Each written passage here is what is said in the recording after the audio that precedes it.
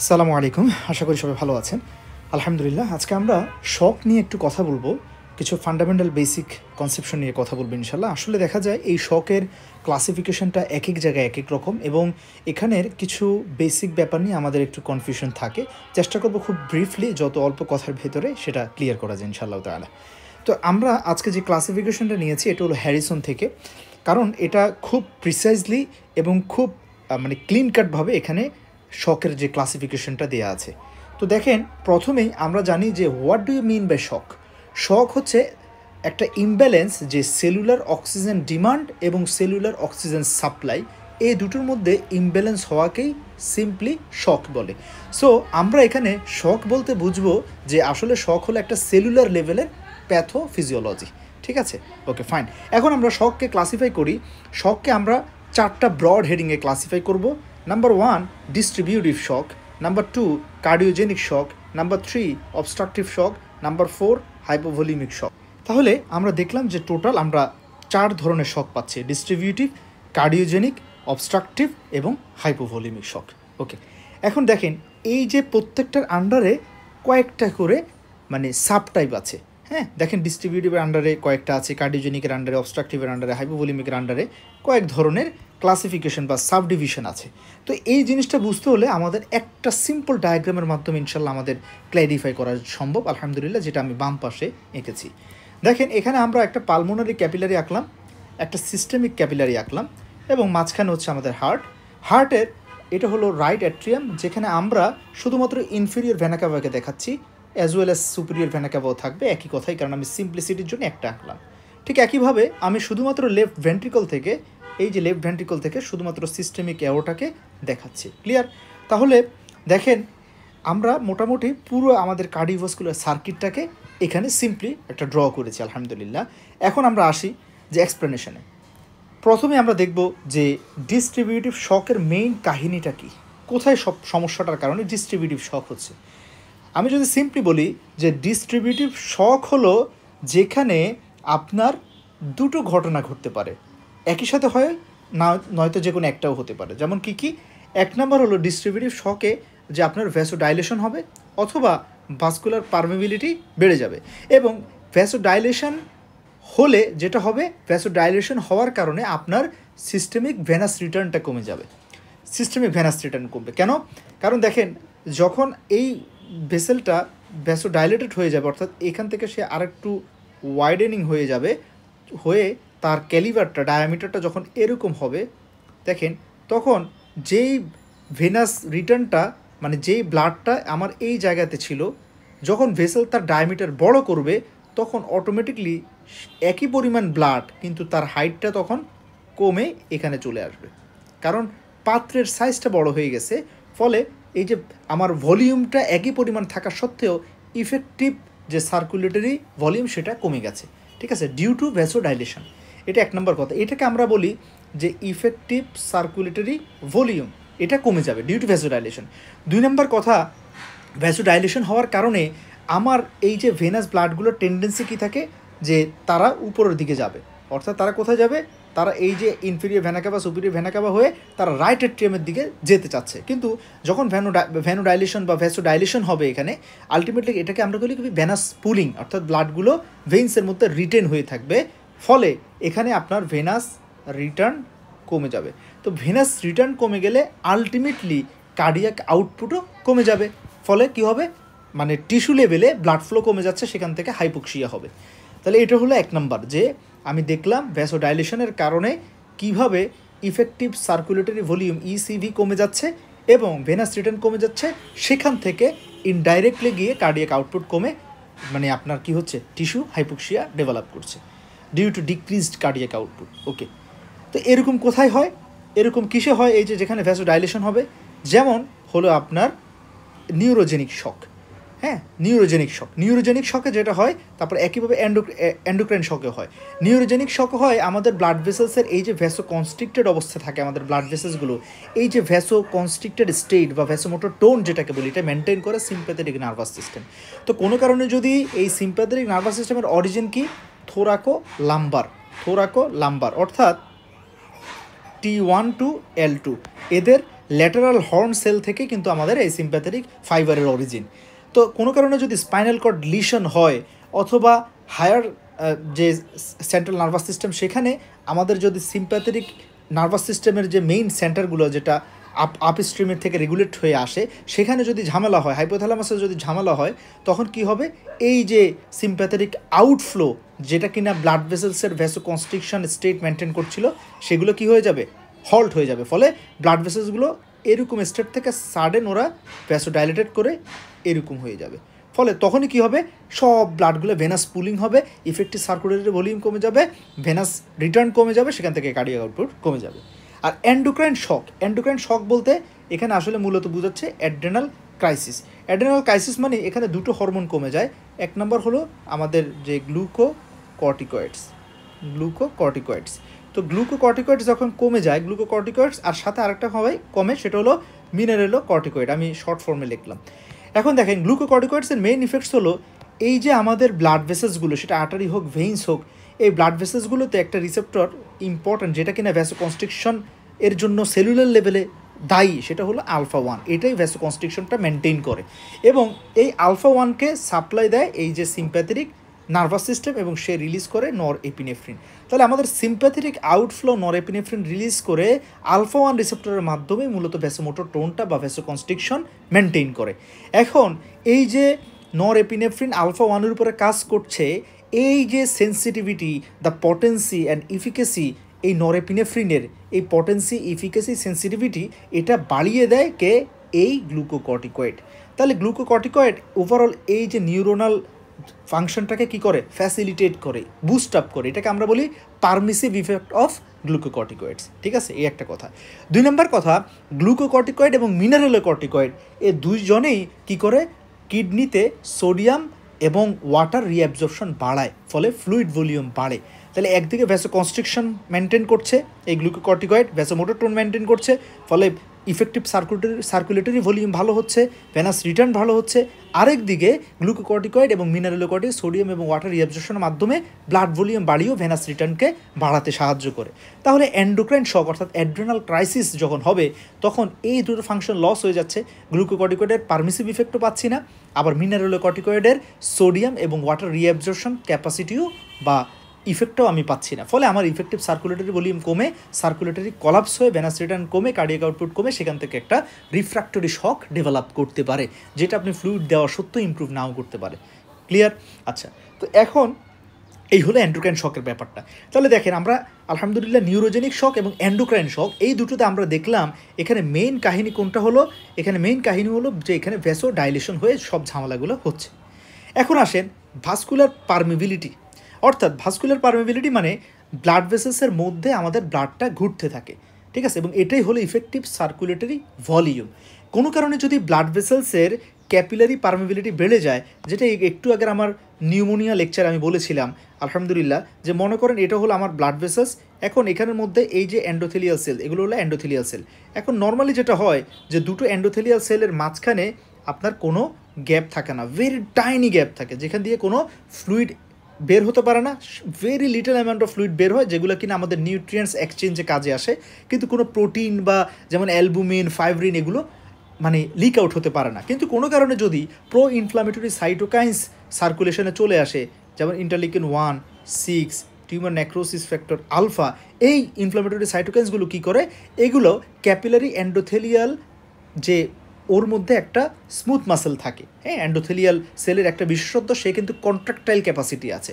তখন এই pro inflammatory সাইটোকাইন্সের রেসপন্সে endothelial সেলগুলো কন্ট্রাক্ট করে একে অপরের দিকে, মানে কন্ট্রাক্ট যখন করে দেখেন, তাহলে এই সেলটা এদিকে কন্ট্রাক্ট করছে আর তার পাশের এই সেলটা এদিকে কন্ট্রাক্ট করছে, তাহলে ও এদিকে সরে আসছে আর ও এদিকে সরে যাচ্ছে, ফলে তখন এদের দুজনের মাঝখানে একটা গ্যাপ তৈরি হবে।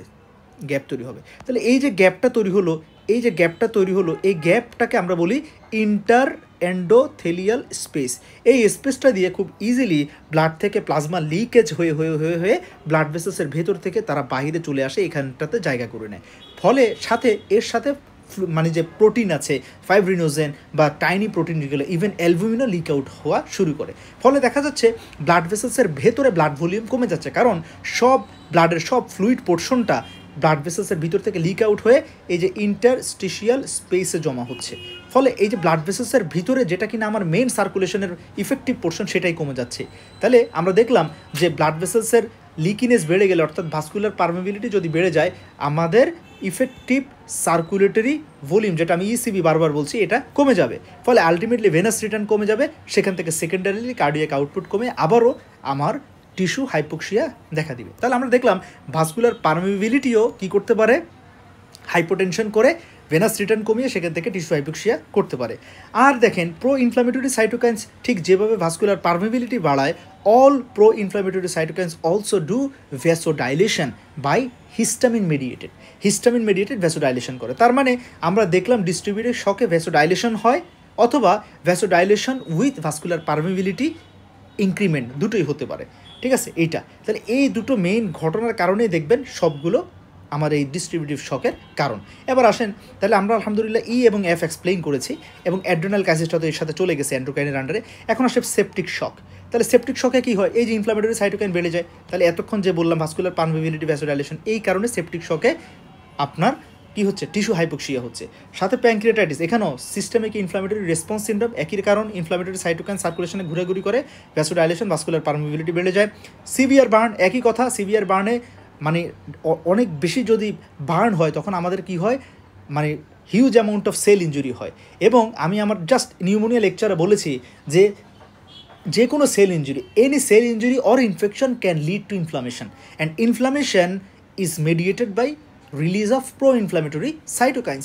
তাহলে সিভিয়ার বার্নের ক্ষেত্রেও কী হয়, cell injury lead to extensive inflammation, and inflammatory cytokines will do vasodilation and increased vascular permeability, which causes the decrement of effective circulatory volume through plasma leak out and vasodilation. Clear?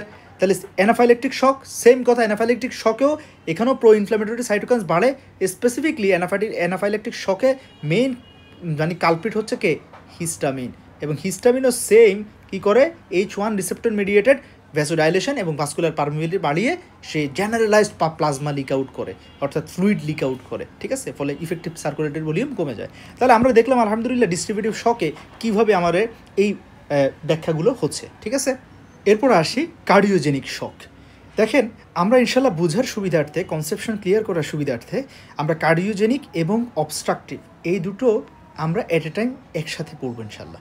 তাহলে cardiogenic shock, that means এখানে main pathophysiology মানে প্রবলেমটা হলো হার্টের মাসেলের মধ্যে, অর্থাৎ epicardium, myocardium, endocardium, এই তিনটে লেয়ারের মধ্যেই ঝামেলা, অথবা আমার হার্টের যে কন্ডাকটিভ সিস্টেম আছে, অর্থাৎ যে যেটাকে আমরা কি বলি, যেখান দিয়ে ইলেকট্রিক ইম্পালসগুলো যায়, হ্যাঁ, যে SA node, AV node, bundle of His, Purkinje fibre, এই জায়গাটার মধ্যে এই ইলেকট্রিক্যাল সার্কিটের মধ্যে যদি কোনো ঝামেলা থাকে, অথবা কার্ডিওমায়োসাইটের মধ্যে যদি কোনো ঝামেলা থাকে, সেটার কারণে কার্ডিয়াক আউটপুট কমে গিয়ে যে শক হবে, স্ট্রোক ভলিউম কমে গিয়ে যে শক হবে, সেটাকে আমরা বলছি কার্ডিওজেনিক শক। ক্লিয়ার? আচ্ছা, এখন দেখেন, প্রথম হলো মায়োকার্ডিয়াল ইনফার্কশন। তাহলে মায়োকার্ডিয়াল ইনফার্কশন হয়ে কার্ডিওজেনিক শক কি সবার ক্ষেত্রে হবে? না, মায়োকার্ডিয়াল ইনফার্কশন সেটাদের ক্ষেত্রেই হবে যেখানে এক্সটেন্সিভ মায়োকার্ডিয়াল ইনফার্কশন হবে। কেন? এক্সটেন্সিভ মায়োকার্ডিয়াল ইনফার্কশন যদি হয়, হার্টের একটা বিরাট অঞ্চল কি হবে, মানে লস অফ দ্য কন্ট্রাক্টিলিটি, তাদের কন্ট্রাক্টিলিটি যখন কমে যাবে তখন স্ট্রোক ভলিউম সাডেনলি অনেক কমে যাবে, সেখান থেকে আলটিমেটলি কার্ডিয়াক আউটপুট কমে যাবে। ঠিক আছে, তাহলে এক্সটেন্সিভ অ্যান্টেরিয়র এমআইয়ের ক্ষেত্রে যেটা হয়, অথবা আরেক ক্ষেত্রেও হয় যে সেটা হলো আপনার ইনফেরিয়র এমআই। ইনফেরিয়র এমআইতে সাধারণত রাইট করোনারি আর্টারি ব্লকেজের কারণে এমআই হচ্ছে। তো রাইট করোনারি আর্টারিটাই তো মানে ম্যাক্সিমাম পার্সনের ক্ষেত্রে কাকে সাপ্লাই দেয়, আমাদের এভি নোডকে সাপ্লাই দেয়। ফলে ইনফেরিয়র এমআইয়ের ক্ষেত্রে যদি কনকমিনেন্টলি হার্ট ব্লক ডেভেলপ করে, সেখান থেকে কিন্তু মানে সাডেনলি কার্ডিয়াক আউটপুট অনেক কমে যাবে। একদিকে স্ট্রোক ভলিউম যেমন কমবে, তার চাইতে বেশি কমবে হার্ট রেট। ফলে সেখান থেকে আমাদের পেশেন্ট কার্ডিওজেনিক শক নিয়ে মানে প্রেজেন্ট করতে পারে। এই কারণে দেখবেন ইনফেরিয়র এমআই মানে অফেন প্রায়ই দেখবেন কার্ডিওজেনিক শক নিয়ে আসতে পারে। আর অ্যান্টেরিয়র এমআইয়ের ক্ষেত্রে এক্সটেন্সিভ অ্যান্টেরিয়র হলে যে huge amount of cardiomyocyte is damaged due to myocardial infarction, সেক্ষেত্রেও আপনার কন্ট্রাক্টিলিটি কমে, স্ট্রোক ভলিউম কমে আপনার কার্ডিওজেনিক শক হতে পারে। আরেকটা হলো অ্যারিদমিয়া। আরেকটা কী বললাম, অ্যারিদমিয়া। দেখেন, অ্যারিদমিয়ার একটা সুন্দর কথা আছে যে আমরা জানি যে কার্ডিয়াক আউটপুট, এটা একটু আমি লিখি, cardiac output is equal to heart rate into stroke volume. তাহলে আমি যখন হয়তো অ্যারিথমিয়া নিয়ে আসছে, তার মানে আমি স্ট্রোক ভলিউম নিয়ে তো আমার কথা বলা দরকার নেই। এখানে মেন ঝামেলা হার্ট রেট। তাহলে দেখেন হার্ট রেট যদি আমরা নিয়ম অনুযায়ী এই ইকুয়েশনটা অনুযায়ী দেখেন হার্ট রেট যদি বাড়ে তাহলে আলটিমেটলি এই গুণফলটা বাড়বে, সো কার্ডিয়াক আউটপুট বাড়বে। কিন্তু এই হার্ট রেট যদি একটা সার্টেন অ্যামাউন্টের বেশি বেড়ে যায়, হ্যাঁ 130-40-এর বেশি, মানে এত হিউজ, যেমনটা হয় যে আপনার এসভিটি, ভিটি, ভিএফের ক্ষেত্রে যেমন হয় যে যদি বেশি হার্ট রেট অনেক বেড়ে যায় তখন আলটিমেটলি যেটা হবে যে স্ট্রোক ভলিউমটা কমে যাবে। কারণ হার্ট রেট বাড়লে আমার লেফট ভেন্ট্রিকল তো ডায়াস্ট্রল হওয়ারই সুযোগ পাচ্ছে না, সে ভ্যানাস রিটার্নই তো পাচ্ছে না, তাহলে সে মানে স্ট্রোক করবে কি? ফলে হার্ট রেট বাড়লে কার্ডিয়াক আউটপুট বাড়বে, তবে একটা সার্টেন অ্যামাউন্ট পর্যন্ত। যদি অতিরিক্ত হার্ট রেট বেড়ে যায় তখন আলটিমেটলি যেটা হবে আমাদের স্ট্রোক ভলিউম কমে যাবে। স্ট্রোক ভলিউম কমে গেলে সেখান থেকে আলটিমেটলি কার্ডিয়াক আউটপুট কমে যাবে। তাহলে এই অ্যারিথমিয়া মানে হলো টেকি অ্যারিথমিয়া। তাহলে টেকি অ্যারিথমিয়াতেও আমার কী হতে পারে? কার্ডিয়াক আউটপুট কমে কার্ডিওজেনিক শক হতে পারে। আরেকটা হলো ব্র্যাডি অ্যারিথমিয়া। আবার হার্ট রেট কমলে কার্ডিয়াক আউটপুট তো কমবে, এটা অবভিয়াসলি, এখানে তো কোনো আর আলাদা করে বোঝানোর কিছু নেই যে হার্ট রেট যদি কমে যায় কার্ডিয়াক আউটপুট কমবে। এবং এটা যদি সিভিয়ার ব্র্যাডি অ্যারিথমিয়া হয় যে পালস আপনার <40, <30 চলে আসছে, তখনও দেখবেন আপনার কার্ডিয়াক আউটপুট কমে গিয়ে কী হয়ে যেতে পারে? কার্ডিওজেনিক শক ডেভেলপ করতে পারে। ওকে, এখন আসেন আমরা এগুলো একটু মুছে দিই আমাদের ক্ল্যারিটির স্বার্থে। তাহলে আমরা দেখলাম যে আমাদের যে অ্যারিথমিয়া মানে কার্ডিওজেনিক শকের এটা শেষ হলো। এরপর আসেন ভালভুলার হার্ট ডিজিজ। আপনারা একটু খেয়াল করেন, এখানে আমরা অ্যাওর্টিক ভালভ এবং মাইট্রাল ভালভ নিয়ে কথা বলছি। অর্থাৎ এখানে এই যে কার্ডিওজেনিক শকের মেইন ব্যাপারটা হলো কার্ডিয়াক আউটপুট কমে যাওয়া। এখন কার্ডিয়াক আউটপুট এটা মানে লেফট ভেন্ট্রিকলের উপরে প্রিডমিনেন্টলি ডিপেন্ডেন্ট। বাট আমি আবারও বলছি, এটা এমন না যে শুধু লেফট ভেন্ট্রিকল এফেক্টেড হলে কার্ডিওজেনিক শক হবে, রাইট ভেন্ট্রিকল এফেক্টেড হলেও কার্ডিওজেনিক শক হতে পারে। কারণ রাইট ভেন্ট্রিকলটাই আলটিমেটলি ব্লাডকে লেফট ভেন্ট্রিকলে পাঠায় থ্রু লাংস। বাট মেইনলি হচ্ছে এখানে লেফট ভেন্ট্রিকল, এই কারণে হ্যারিসনে লেফট ভেন্ট্রিকলটাকে হাইলাইট করছে। তাহলে দেখেন আমি যদি শুধুমাত্র আপনাদের বোঝার সুবিধার্থে লেফট হার্টটা আঁকি, লেফট হার্ট যেটা সেটা যদি আমি আঁকি, ওকে আচ্ছা, এখন এটা হলো লেফট অ্যাট্রিয়াম আর এটা হলো লেফট ভেন্ট্রিকল, আর এখানে হলো আমার মাইট্রাল ভালভ। আমি আরেকটা কালার দিই, মাইট্রাল ভালভ। এখন মনে করেন কারো mitral stenosis, severe mitral stenosis, তাহলে লেফট অ্যাট্রিয়াম থেকে লেফট ভেন্ট্রিকলে ব্লাড আসতেই পারছে না ডিউরিং এলভি ডায়াস্টোল। ফলে লেফট ভেন্ট্রিকল ব্লাডই তো পাচ্ছে না, ফলে সে আর স্ট্রোক করে বের করবে কি? ফলে সিভিয়ার মাইট্রাল স্টেনোসিসে কী হবে? লেফট ভেন্ট্রিকলের স্ট্রোক ভলিউম কমে যাবে, আর স্ট্রোক ভলিউম কমলে কার্ডিয়াক আউটপুট কমে যাবে, সেখান থেকে কার্ডিওজেনিক শক হতে পারে। অথবা সেম উল্টে ঘটনাটা যদি হয় এমআরের ক্ষেত্রে কী হবে? লেফট ভেন্ট্রিকল ডায়াস্টোলের সময় প্রপারলি অ্যাডেকুয়েট ব্লাড পাইছে, ওকে, এখানে সমস্যা নেই। এখন লেফট ভেন্ট্রিকল প্রস্তুত যে এখন সে কন্ট্রাকশন করে এই ব্লাডটাকে স্ট্রোক ভলিউম করে অ্যাওর্টা দিয়ে বের করবে। In the mean time mitral regurgitation পেশেন্টের মাইট্রাল ভালভ উচিত ছিল টাইটলি বন্ধ হয়ে যাওয়া, যাতে কোনো ব্লাড ব্যাক ফ্লো করে লেফট অ্যাট্রিয়াম আসতে না পারে। কিন্তু মাইট্রাল ভালভ তো রিগার্জিটেশন আছে, তার প্রবলেম ভালভুলার ডিজিজ আছে, ফলে লেফট ভেন্ট্রিকল যেই সময়টাতে কন্ট্রাকশন করতে গেল সেই সময়টাতে ম্যাক্সিমাম ব্লাড আবার ব্যাক ফ্লো করে লেফট অ্যাট্রিয়ামে চলে যাচ্ছে। ফলে এই ক্ষেত্রেও আপনার স্ট্রোক ভলিউম কমে যাবে। তাহলে এমএস এমআর দুটোতেই আমার স্ট্রোক ভলিউম কমে যেতে পারে। ঠিক একই রকমভাবে আপনার এখানে অ্যাওর্টিক স্টেনোসিস, তাহলে দেখেন এই যে অ্যাওর্টিক ভালভ ইনসাফিসিয়েন্সি, তাহলে অ্যাওর্টিক স্টেনোসিসের ক্ষেত্রে লেফট ভেন্ট্রিকল কোনো ব্লাড বের করতে পারছে না, ফলে সেখান থেকে আমার কী হবে? স্ট্রোক ভলিউম কমে যাবে, কার্ডিওজেনিক শক। আবার অ্যাওর্টিক রিগার্জিটেশন যদি হয়, অ্যাওর্টিক রিগার্জিটেশনের ক্ষেত্রে কী হবে? যে আমার যখন এই লেফট ভেন্ট্রিকল ডায়াস্টল করবে তখন অ্যাওর্টাতে যে ব্লাডটা পাঠালো স্ট্রোক ভলিউমের পোর্শন হিসেবে লেফট ভেন্ট্রিকল ডায়াস্টল করার সময় অ্যাওর্টা থেকে আবার কিছু ব্লাড ব্যাক ফ্লো হয়ে লেফট ভেন্ট্রিকলে ঢুকে গেল, ফলে আলটিমেটলি সিস্টেমিক সার্কুলেশনে ব্লাড কম যাচ্ছে। এই জিনিসটা মনে হয় একটু বুঝাতে পারিনি। আমি আবার একটু বলি যে অ্যাওর্টিক স্টেনোসিসটা তো বুঝছেন যে অবস্ট্রাকশন আছে, লেফট ভেন্ট্রিকল থেকে ব্লাড বের হতে পারছে না, ফলে স্ট্রোক ভলিউম কমে যাচ্ছে, কার্ডিয়াক আউটপুট কমে যাচ্ছে। অ্যাওর্টিক রিগার্জিটেশনের প্রবলেমটা কোথায়? দেখেন একই রকমভাবে আমি শুধু আপনার লেফট অ্যাট্রিয়াম এবং লেফট ভেন্ট্রিকলটা যদি আঁকি, এবং এখানে আমাদের বোঝার সুবিধার্থে আমি অ্যাওর্টাকে এখানেই দিচ্ছি, হ্যাঁ, বোঝার সুবিধার্থে। এবং এই জায়গাটাতে হলো আমাদের এই অ্যাওর্টিক ভালভটা, হ্যাঁ, এটা হলো অ্যাওর্টিক ভালভ। এখন এই আমার লেফট ভেন্ট্রিকল কী করলো, সে স্ট্রোক করে ব্লাডটাকে এখানে পাঠালো, ধরেন 100 ml ব্লাড পাঠালো, এই ব্লাডটা এখন এই জায়গায় আছে, এটা সামনের দিকে যাবে কিন্তু ইন দ্য মিন টাইম মানে সিস্টোলের পরবর্তী ফেজে তো লেফট ভেন্ট্রিকল এখন কী করবে, ডায়াস্টোল করবে। এখন লেফট ভেন্ট্রিকল আবার এক্সপান্ড হওয়া শুরু করলো, সাথে সাথে এই ব্লাডটার কিছু পোর্শন আবার অ্যাওর্টিক রিগার্জিটেশন, যেহেতু ভালভটা এখন বন্ধ হওয়া উচিত ছিল কিন্তু অ্যাওর্টিক রিগার্জিটেশন থাকা সে বন্ধ হচ্ছে না, তাই লেফট ভেন্ট্রিকল যখন ডায়াস্টোল শুরু করবে অ্যাওর্টাতে চলে যাওয়া ব্লাডের কিছু পোর্শন আবার ব্যাকফ্লো করে লেফট ভেন্ট্রিকলে ফিরে আসবে। ফলে এখানে তখন আলটিমেটলি নিট স্ট্রোক ভলিউম আর 100 ml নাই, আছে 50 ml, কারণ 50 ml আবার ব্যাকফ্লো করে কিসে চলে আসছে, এই যে এখানে চলে আসছে, ঠিক আছে। ফলে তখনও কিন্তু আমার আলটিমেটলি স্ট্রোক ভলিউম কমে যাচ্ছে এবং আলটিমেটলি কার্ডিয়াক আউটপুট কমে যাচ্ছে, সেখান থেকে কি হচ্ছে, শক হচ্ছে, কার্ডিওজেনিক শক হচ্ছে। তাহলে আমরা দেখলাম যে ভালভুলার কজ, কার্ডিওমায়োপ্যাথি, তারপরে হলো যে এই যে একটা প্রশ্ন হলো এখানে মায়োকার্ডাইটিস হলে কী হবে, হার্টের যে মায়োকার্ডিয়াম ইনফ্লেমড, ফলে সে কন্ট্রাকশন করতে পারবে না, ফলে আলটিমেটলি এখানেও কী হবে, কার্ডিওমায়োপ্যাথি হয়ে এই স্ট্রোক ভলিউম কমে সেখান থেকেও আমার কার্ডিওজেনিক শক হতে পারে। তাহলে আমরা দেখলাম myocarditis, myocardial infarction, arrhythmia, valvular heart disease, MS, MR, AS, AR, এগুলোতে আমরা কার্ডিওজেনিক শক পাচ্ছি। এবার আসেন আমরা এখন ইনশাল্লাহ দেখব অবস্ট্রাকটিভ শক কী। অবস্ট্রাকটিভ শকটা কি আমরা এটা একটু দেখি, এটাও সেম, একটু মানে হার্ট রিলেটেড, বাট এখানে একটা বেসিকের ব্যাপার আছে যেটা কনফিউশন হয় আমাদের অনেকের। দেখেন অবস্ট্রাকটিভে হচ্ছে কজগুলো এক্সট্রা কার্ডিয়াক, অর্থাৎ হার্টের ভিতরের কোনো ঝামেলা না, কিন্তু হার্টের চারপাশের স্ট্রাকচারের ঝামেলা, যেই কারণে হার্টের ভেতরে ভেনাস রিটার্ন কমে যাচ্ছে, হার্টের থেকে স্ট্রোক ভলিউম কমে যাচ্ছে, কিন্তু সমস্যাটা হার্টের না। যেমন হলো টেনশন নিউমোথোরাক্সে যেটা হয় যে এত বেশি নিউমোথোরাক্স হচ্ছে, সে মিডল মেডিয়াস্টিনামকে চাপ দিয়ে চারপাশ থেকে ঘিরে রাখছে, ফলে আমার হার্ট বেচারা কী হতে পারতেছে না, এক্সপান্ড করতে পারতেছে না, মানে হার্ট ডায়াস্টোলের সময় যে এক্সপান্ড করে সে পারতেছে না। কেন?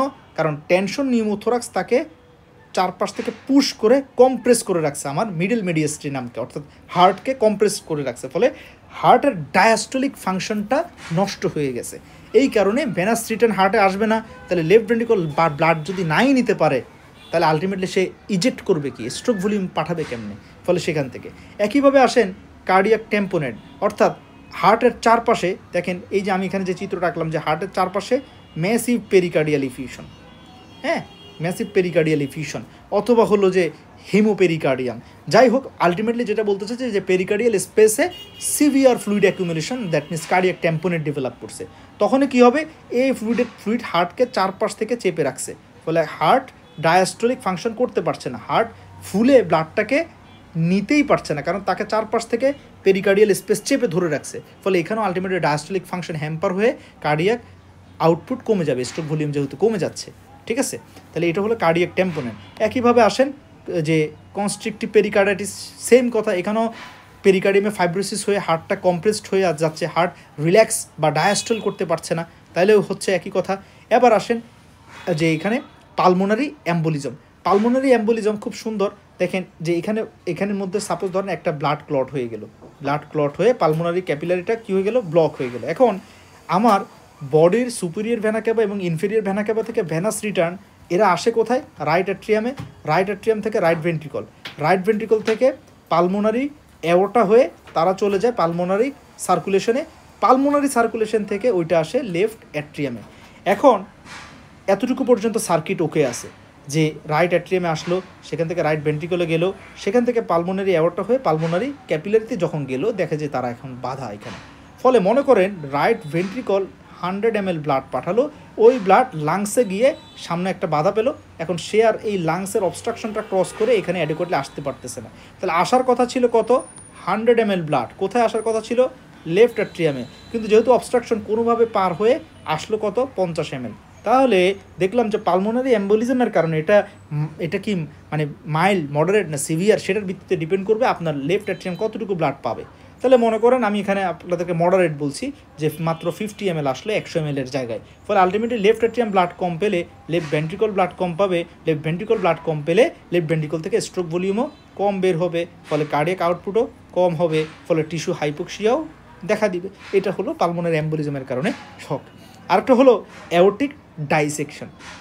অ্যাওর্টিক ডাইসেকশন দেখেন এটা হলো যে অ্যাওর্টিক মানে অ্যাওর্টার মধ্যে একটা অবস্ট্রাকশন, অর্থাৎ অ্যাওর্টিক ডাইসেকশনটাকে আপনারা জানেন যে এখানে অ্যাওর্টার যে টিউনিকা ইন্টিমা সেটা টিয়ার আউট হয়ে তার ঠিক নিচে ব্লাডগুলো জমে, ফলে এই জায়গাটা ঠিক এভাবে ফুলে যাবে, মনে করেন এইভাবে ফুলে গেল, এখানে ব্লাডগুলো জমে, ফলে আলটিমেটলি যেটা হবে যে এখানে এই যে লেফট ভেন্ট্রিকল থেকে ব্লাডটা বের হওয়ার সময় এই পথটা ন্যারো, অর্থাৎ ইনক্রিজড রেজিস্ট্যান্স ফিল করবে, অবস্ট্রাকশন, লেফট ভেন্ট্রিকল থেকে ব্লাড বের হতে পারছে না, the obstruction in the aorta due to secondary to aortic dissection.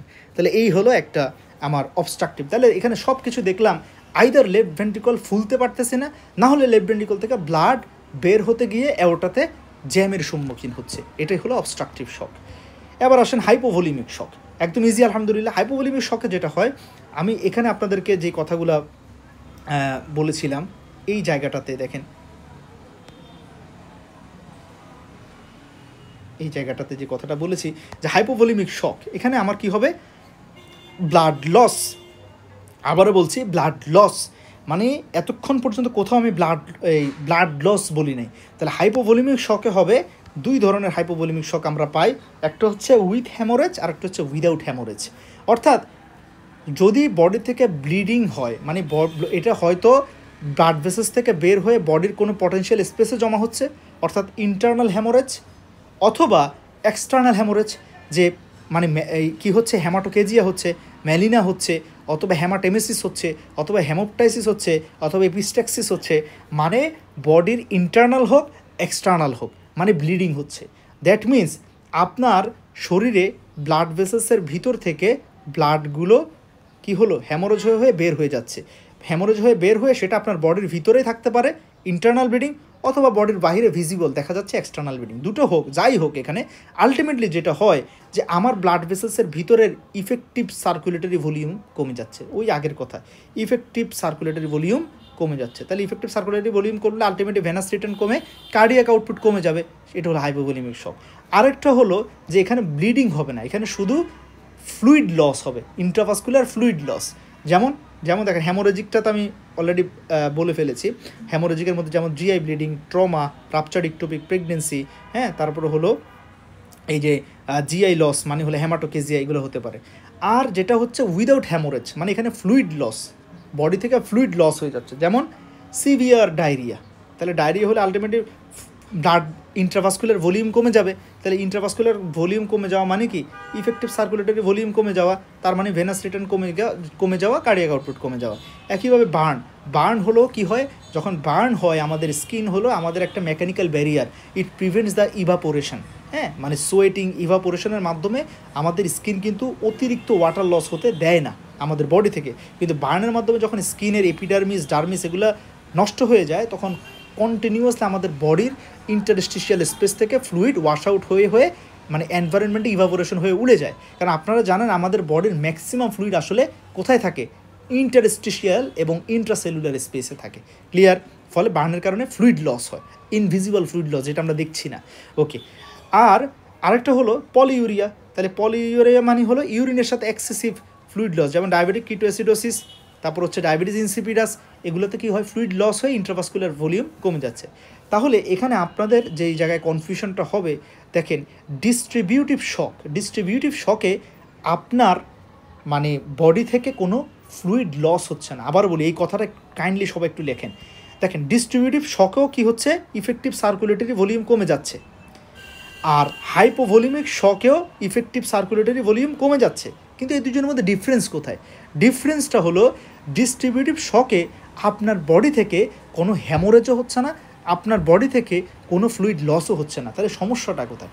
সমস্যাটা হলো আপনার ব্লাড ভেসেলসের ভিতর থেকে ফ্লুইডগুলো ব্লাড ভেসেলসের বাহিরে ইন্টারস্টিশিয়াল স্পেসে চলে যাচ্ছে, লিক আউট হয়ে যাচ্ছে, অথবা ভ্যাসোডাইলেশন এত পরিমাণে হলো ভ্যানাস পুলিং হয়ে সব ব্লাডগুলো ভেইন্সের ভিতরে জমে আসে, ওরা হার্টের দিকে আসছে না, এটা হলো ডিস্ট্রিবিউটিভ শক। আর হাইপোভলিউমিক শকও ইফেক্টিভ সার্কুলেটরি ভলিউম কমে যাচ্ছে, কিন্তু এখানে কমে যাচ্ছে কীভাবে?